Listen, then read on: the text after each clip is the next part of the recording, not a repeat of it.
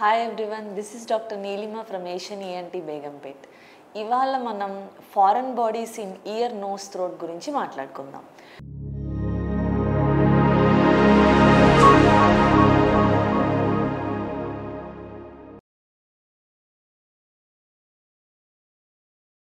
చాలామంది ఈ మధ్య మనం గమనిస్తుంది ఏంటి అని అంటే, చెవులు ఇయర్ బడ్స్తో క్లీన్ చేసుకుంటూ ఉంటారు. చాలామందికి ఇది ఒక హ్యాబిట్ అనమాట. సో ఇయర్ బడ్స్తో క్లీన్ చేసేటప్పుడు లోపల దాకా ఇయర్ బడ్ని పెట్టి గట్టిగా తిప్పడం వల్ల ఒక్కొక్కసారి కాటన్ చెవులో ఉండిపోతుంది, లేదా ప్లాస్టిక్ కూడా విరిగిపోయి చెవులో ఉండిపోయే అవకాశం ఉంటుంది.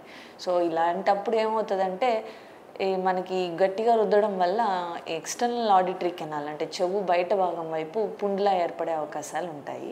సో మన ఏషియన్ ఈఎన్టీలో ఏంటంటే, మైక్రోస్కోప్ కింద జాగ్రత్తగా ఇరుక్కుపోయిన ఫారెన్ బాడీస్ చెవులో ఏమన్నా ఉన్నవి అన్నీ తీయడం జరుగుతుంది. వాటితో పాటు పురుగు వెళ్ళిపోయినా, లేకపోతే వేరే ఏదైనా కానీ, చిన్నపిల్లలు మనం చూస్తూ ఉంటాం, పెన్సిల్ తిప్పుకొని లెడ్ టిప్స్ ఉండిపోతూ ఉంటాయి చెవుల్లో. దానివల్ల కొంచెం ఎక్స్టర్నల్ ఆడిటరీ కెనాల్ ఇంజురీస్ అవుతూ ఉంటాయి.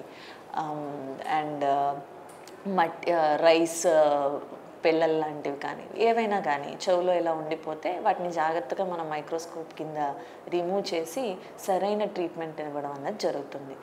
ఇట్లా అండ్ చాలామంది చేసే తప్పు ఏంటి అని అంటే, వాళ్ళ ప్రయర్ ఇయర్ స్టేటస్ తెలియకుండా ఏదన్నా చెవులో ఉండిపోయినప్పుడు నీళ్ళు ఎక్కువగా పోసేయడం, లేకపోతే పెరాక్సైడ్ పోసేయడం లాంటివి చేస్తూ ఉంటారు.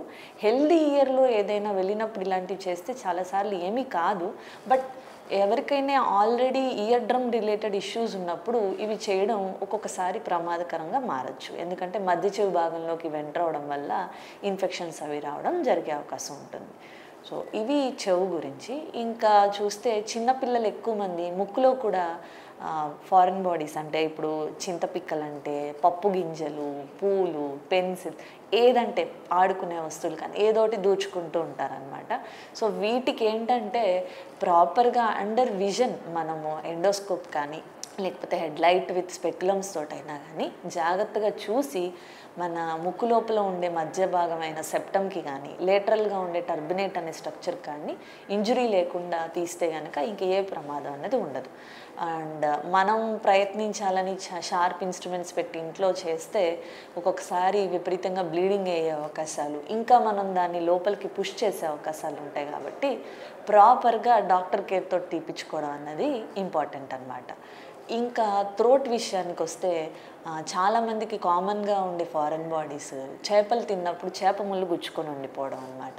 ఈ చేప ముళ్ళు గుచ్చుకొని ఉండిపోయినప్పుడు ఇనీషియల్గా మన పెద్దవాళ్ళు ఇంట్లో రెమెడీస్ చెప్పినట్టు బనానా తిని చూడడం, లేకపోతే అన్నం ముద్ద మింగించడం చేస్తూ ఉంటారు. ఇవి ట్రై చేయొచ్చు మనం. ఒక్కొక్కసారి ఏంటంటే నాలుక మీద కొంచెంగా గుచ్చుకొని ఉన్నవి కానీ, నాలుక వెనక మన ఎపిగ్లాటిస్ అనే స్ట్రక్చర్ ఉంటుంది, దానికి మధ్యలో ఉండే గ్యాప్లో ఉండిపోయినాయి కానీ ఒక్కొక్కసారి ఈ అన్నం తినడంతో లేదా బనానా తోటి కూడా వెళ్ళిపోతాయి. బట్ ఇన్ కేస్ ఇంకా అలాగే ఉంటే కనుక మన ఏషియన్ ఈఎన్టీలో మనం చక్కగా ఎండోస్కోప్ గైడెన్స్ తోటి ప్రాపర్గా రిమూవ్ చేయడం అన్నది జరుగుతుంది. వీటితో పాటు ఇంకా పిల్లలకి బియాండ్ మన నాలుక భాగం అదే కాకుండా కాయిన్స్ మింగేసిన వాళ్ళు కానీ, లేకపోతే పెద్దవాళ్ళలో ఎక్కువ శాతం చికెన్, మటన్ బోన్స్ కానీ ఇరుక్కుపోయిన గొంతులో కానీ డైరెక్ట్ ఈసోఫెగోస్కోపీ అండ్ లారింగోస్కోపీ ప్రొసీజర్స్ ద్వారా మనం ఈ ఫారెన్ బాడీస్ని రిమూవ్ చేయగలుగుతాం అన్నమాట.